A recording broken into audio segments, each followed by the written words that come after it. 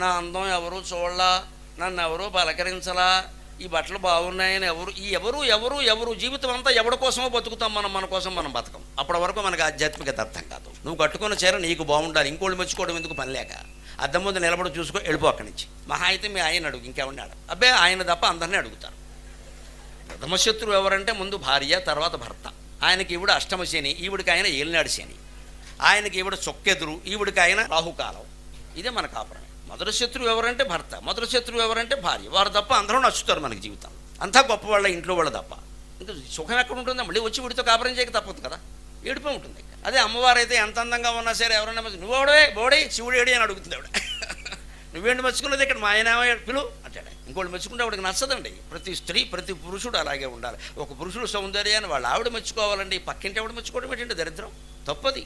దానికి సంతోషించకూడదు. నువ్వేకేమిటమ్మా అని అడగాల మొహం మీద. మగాడైనా అప్పుడు కాపురాలు నిలబడ